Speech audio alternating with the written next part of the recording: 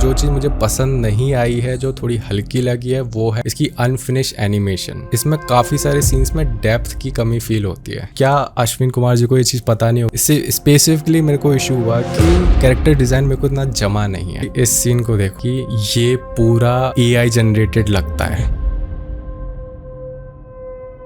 अगर तुमने इस वीडियो को फटाक से क्लिक किया होगा ना, तो मुझे सीरियसली बहुत बुरा लगेगा। एनीवेज, सो इंडियन एनिमेशन की तरफ से एक ऐसी मूवी निकल कर बाहर आई है जिसने सिनेमा में तबाही मचा रखी है। And the best part about this movie is कि ये एक इंडी क्रिएटर ने बनाई है। No big production house, with a budget less than a fraction of any western animation film. और इस प्रोजेक्ट का 100 करोड़ को पार कर देना एक अपने आप में बहुत बड़ी बात है। अगर तुम्हें लग रहा है हम्बल फिल्म्स ने बनाई है, तो नहीं, ये इस प्रोजेक्ट के बनने के बाद हम्बल फिल्म्स ने इसको डिस्ट्रीब्यूट और प्रमोट करने में मदद की है। ये बनाया अश्विन कुमार, जो इस फिल्म के क्रिएटर हैं। उन्होंने अपना खुद का प्रोडक्शन हाउस बनाया था, किलिम प्रोडक्शन, इसे बनाने के लिए। And being a VFX CGI artist my self, अब मैंने पहले बहुत सारी मूवीज के VFX ब्रेकडाउन किए हैं, और इस मूवी पे बात करना तो बनता ही था, क्योंकि इस मूवी ने काफी सारे लोगों को इंस्पायर किया है। उनके मन में ये क्वेश्चन क्रिएट किया है कि क्या अपन भी बना सकते हैं, क्योंकि अश्विन कुमार भी तो खुद भी तो एक सोलो क्रिएटर थे। उनका कोई इंडस्ट्री में कनेक्शन नहीं था। अब मैं उनकी स्टोरी से इसलिए भी रिलेट कर सकता हूँ क्योंकि मैं खुद 1.5 साल प्रोड्यूसरों के चक्कर काटे हैं। And trust me when I say this, they are very brutal. अगर आपके कोई कनेक्शन उनके साथ नहीं है तो वो इतना कड़वा सच बोलते हैं कि तुम सह नहीं पाओगे। बहुत सारे लोग फंस गए थे फंडिंग के लिए, इन्वेस्टमेंट्स के लिए, पर लोग उन पे हंसते थे। वो कहते थे आप पागल हो, आप एनिमेशन पे बनाओगे। सो यही रीजन है कि मैंने अपने फिल्म प्रोजेक्ट को CGI VFX में बनाना सही समझा, क्योंकि ये स्किल मुझे आती थी और एटलीस्ट ये एक होपफुल है कि मैं बना सकता हूँ, वो भी खुद से। अगर तुमने नेटफ्लिक्स का लव डेथ रोबोट देख रखा है, प्राइम का सीक्रेट लेवलिंग देख रखा है, तो उसी आर्ट स्टाइल का मैं खुद अपना आर्ट प्रोजेक्ट बना रहा हूँ। अब पर्सनली मैंने ये मूवी सिनेमा में देखी है और अभी इसका कोई OTT रिलीज नहीं आया है, तो मैं इसका VFX ब्रेकडाउन इसके ट्रेलर और प्रमोशनल मटेरियल के बेसिस पे करूंगा। अब मैंने अश्विन कुमार जी के काफी सारे पॉडकास्ट देख चुका हूँ, क्योंकि मेरे अंदर खुद चलती ये जानने की कि इनने कैसे बनाया। जब इनकी इंडस्ट्री में कनेक्शंस नहीं है तो इनने ये चीज कैसे पॉसिबल करी, तो मुझे थोड़ा थोड़ा आइडिया लगा है, जो मैं तुम्हारे साथ डेफिनेटली शेयर करूंगा। अब ये इन्फॉर्मेशन मेरी ऑडियंस के लिए इसलिए भी अच्छी रही क्योंकि ये जो पूरी फिल्म है ये ब्लेंडर में बनी है, जिसमें कैरेक्टर एनिमेशन माया के थ्रू इम्पोर्ट करी गई है और सिमुलेशन वाला पार्ट हुडीनी से किया गया है, लेकिन जो ओवरऑल है वो पूरी ब्लेंडर में बनी है। और इन्होंने अपने एक पॉडकास्ट में भी बोला था कि इनका एक विजन था, उस विजन को रियलिटी में लाने के लिए इनने पहले खुद से ब्लेंडर सीखा था, फिर जो इनकी इनिशियल टीम थी उनको भी सिखाया था ताकि वो एक पाइपलाइन क्रिएट कर सके। सो अगर तुम भी ब्लेंडर यूजर हो तो वीडियो आगे तक देखना और मुझे कमेंट में बताना कि क्या मैं अश्विन कुमार जी को अप्रोच करूँ पॉडकास्ट के लिए, क्योंकि इनके जितने भी पॉडकास्ट में उसमें से जो इंपॉर्टेंट डिटेल्स है ना, वो क्वेश्चंस किसी ने नहीं पूछे जो मैं पूछना चाहता हूँ। जिसमें से पहला तो बहुत ऑब्वियस है कि आपको इनिशियल फंडिंग कैसे मिली। एक फिल्म प्रोजेक्ट को बनाने के लिए बहुत ज्यादा पैसे चाहिए होते हैं, आपके भी लगे हैं, वो कैसे किया आपने, आपका फर्स्ट स्टेप क्या था। तो बताना कि मैंने अप्रोच करूं कि नहीं, क्योंकि अगर इन सवालों के जवाब मिल गए ना, मैं एक प्रॉपर रोड मैप वीडियो बना सकता हूं तुम्हारे लिए। विद दैट बीइंग सेड, अपना ब्रेकडाउन चालू करते हैं। अब मुझे पर्सनली मूवी में जो चीज अच्छी लगी है वो है पहला तो उसका स्क्रीन प्ले और जो इसके डायलॉग्स हैं। स्पेसिफिकली सीन की बात करूँ तो मेरे को जब प्रहलाद भगवान विष्णु से मिलता है, वो जो सीन है वो भाई बहुत हिट करता है। सेकेंड है डायरेक्टर की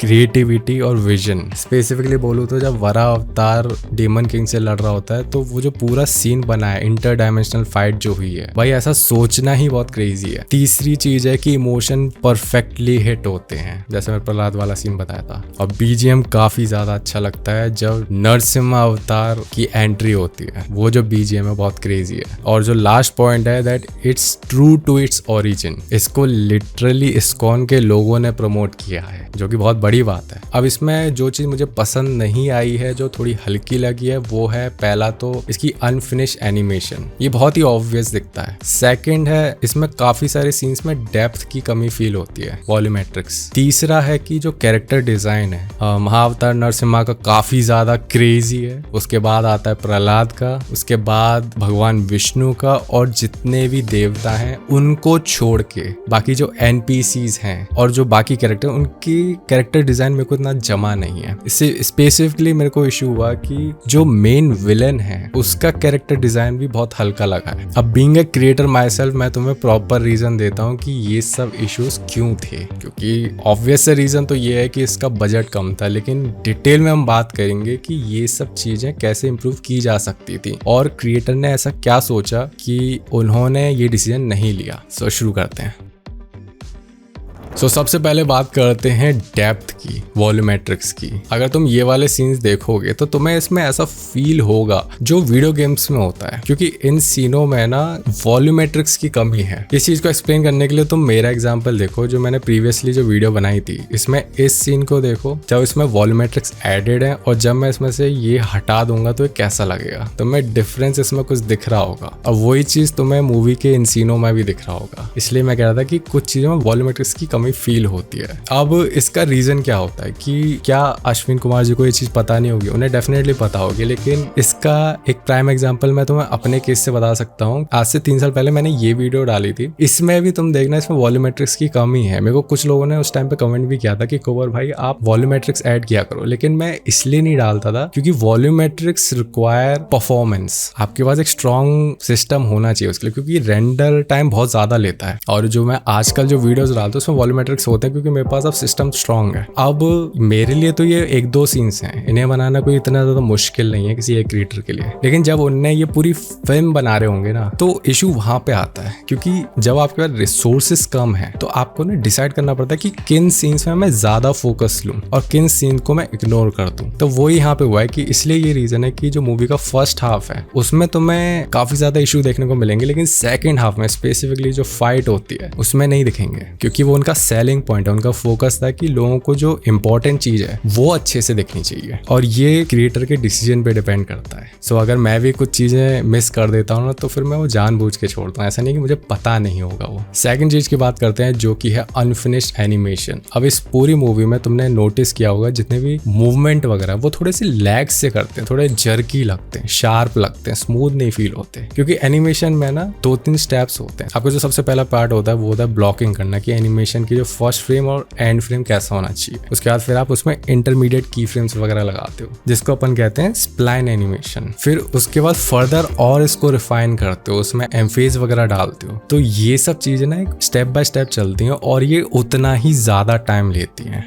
अगेन इस केस में जो क्रिएटर हैं उनका यहाँ पे गोल नहीं था कि उन्हें कोई अवार्ड वगैरह जीतने हैं, उनका सिर्फ एक ही गोल था कि मेरा विजन लोगों तक पहुंचना चाहिए। तो इसलिए ही उन्होंने जो एनिमेशन है उस पर इतनी ज्यादा डिटेलिंग नहीं करी, क्योंकि वो इतनी इंपॉर्टेंट थी नहीं। अगर इसको डेफिनेटली और टाइम देते या फिर और रिसोर्सेज लगाते और एनिमेटर्स वगैरह को लगाते तो ये और भी ज्यादा इंप्रूव हो सकती थी। जो इस केस में आई थिंक डायरेक्टर का डिसीजन काफी ज्यादा सही था कि उन्होंने इसको अनफिनिश ही रहने दिया। थर्ड पॉइंट पे आते हैं जो कि है माउथ मूवमेंट। ये काफी लोगों ने नोटिस किया है कि जो माउथ का मूवमेंट है वो लिप्स के साथ मैच नहीं करता है। तो वो चीज मैं बता देता हूँ कि जब आप कोई डायलॉग बोल रहे होते हो ना, तो उसके साथ आपको ना ऑडियो फाइल भी चलानी पड़ती है। ब्लेंडर में ये जो सिस्टम है थोड़ा सा ना डिफरेंस क्रिएट हो जाता है, लैग होता है। मैंने खुद जो ये सीन्स वगैरह बनाए थे इसमें मेरे को लैग फील होता था, तो ना मैं लिप्स के साथ मैच नहीं कर पाता था। तो इस केस में भी शायद इनके साथ यही हुआ होगा कि वो चीज ना मैच नहीं कर पा रहे होंगे ऑडियो के साथ, तो उन्होंने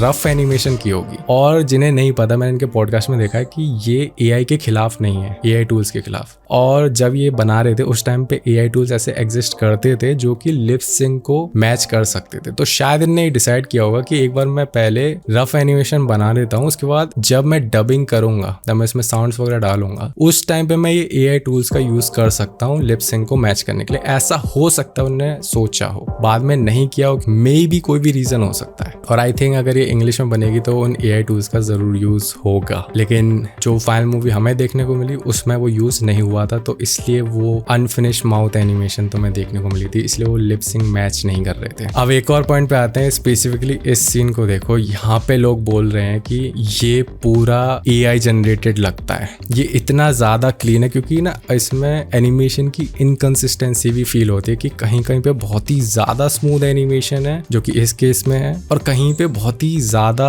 अनफिनिश्ड है। तो इसमें ना लोगों ने ये क्लेम किया है कि ये हो सकता है AI के थ्रू बनाया है ये पूरा जो चेहरा है, लेकिन ज़रूरी नहीं है। क्योंकि जब आप सोचो कि कोई चीज़ AI हो सकती है तो आपके दिमाग में आता है कि ये ब्लरी है, शायद इस रीज़न की वजह से ये AI के थ्रू बनाया जा सकता है। क्योंकि पहली बात है बहुत परफेक्ट है, एनिमेशन के थ्रू, की फ्रेम्स के थ्रू आप इसको डेफिनेटली इतना हाई क्वालिटी बना सकते हो, लेकिन बाकी सीन से कंपेयर करें तो ये थोड़ा फिशी लगता है। यही रीज़न हो सकता है कि लोगों को ये शायद AI लगे। लेकिन मैं तुम्हें एक एग्जांपल देता हूँ, ये शायद AI ना हो, क्योंकि ये स्मूथ इसलिए लग रहा है क्योंकि इस फ्रेम में एक ब्यूटी फिल्टर लगाया गया है। जब आप अपने शॉट को थोड़ा सुंदर बनाते हो ना, तो उसमें ना आप ये जो टेक्सचर्स होते हैं इनको ब्लर कर देते हो, जिस वजह से स्किन स्मूथ लगती है और ग्लोइंग लगती है। अगर ये AI होता तो सिर्फ फेस तक होता। अगर तुम इनके हाथों पे नोटिस करोगे ना तो ये भी ब्लर है, इसका मतलब इसके ऊपर एक ब्यूटी फिल्टर लगा रखा है ताकि इस सीन को थोड़ा सुंदर बनाया जा सके। तो आई डोंट नो अगर इसमें AI का यूज हुआ है, लेकिन आई एम 80% श्योर कि ब्यूटी फिल्टर की वजह से ऐसा लग रहा है। अब नेक्स्ट बात करते हैं कैरेक्टर डिजाइन की। मेरे को इसमें जो मेन कैरेक्टर्स हैं वो सारे बढ़िया लगे, इवन जो वरा अवतार है वो भी काफी अच्छा है, और बाकी जो मेन कैरेक्टर से हटके जो NPCs हैं तो यार इसके पीछे भी एक सेल्फ एक्सप्लेनेटरी होता है। ये फ्रेम में ज्यादा दिखेंगे नहीं, दिखेंगे तो पीछे दिखेंगे और इतने इंपॉर्टेंट है नहीं। और जो चीज जब एक इंडी क्रिएटर कोई चीज बनाता है तो जो चीज इंपॉर्टेंट नहीं है उसकी वो क्वालिटी डिग्रेड कर देता है, उसमें वो टाइम स्पेंड नहीं करता उसको इम्प्रूव करने के लिए। तो यही रीजन हो सकता है जो उसके मेन कैरेक्टर्स हैं वो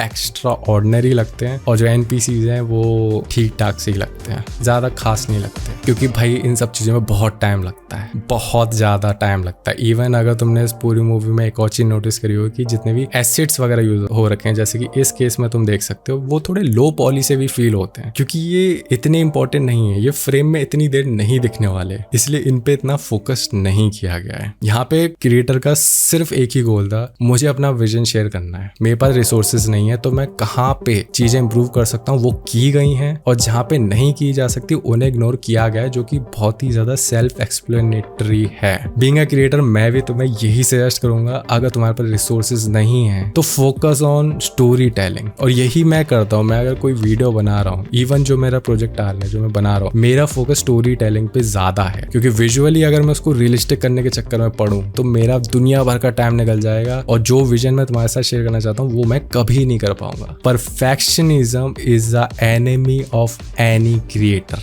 अगर आपको परफेक्शनिस्ट बनना है तो आपके पास रिसोर्सेज होने चाहिए, अगर नहीं है then first showcase your vision, focus on your vision. आप क्या इमोशन सेल करना चाहते हो उस पे ध्यान दो, जो कि अश्विन कुमार जी ने किया है, एंड आई रेस्पेक्ट दैट। अब जो मैंने तुम्हें पॉइंट्स बताए हैं, अगर ये इंप्रूव होते तो इस मूवी के बहुत ज्यादा चांसेस थे कि ये ग्लोबल हिट हो सकती थी, लेकिन क्योंकि इंडिया के बाहर लोग इससे रिलेट नहीं करेंगे बिकॉज वो भगवान विष्णु को नहीं जानते, तो उन्हें वो जो इमोशन है जो हमें हिट हुआ था जब प्रहलाद भगवान विष्णु से मिलता है, जो हिट हो रहा था हमारे अंदर, या फिर जब डीमन किंग भगवान विष्णु के पाम पे था, हमें जो वो सेंस ऑफ स्ट्रेंथ दिख रही थी, वो बाकी लोग रिलेट नहीं कर पाएंगे। तो वो ना ज्यादातर क्रिटिसाइज इसके एनिमेशन पे ही करेंगे। यही रीजन है कि इसके चांसेस कम है कि ग्लोबल हिट हो। लेकिन अगर ये चीज इंप्रूव हो जाए, जो कि इनका नेक्स्ट प्रोजेक्ट है परशुराम, डेफिनेटली उसमें बजट बहुत ज्यादा हाई होगा, तो वो ग्लोबल हिट होने के चांसेस काफी ज्यादा हैं। बाकी तुम मुझे कमेंट्स में बताओ कि तुम्हें कैसी लगी ये मूवी, क्या इसमें और भी ऐसी चीजें थी जो इंप्रूव की जा सकती थी,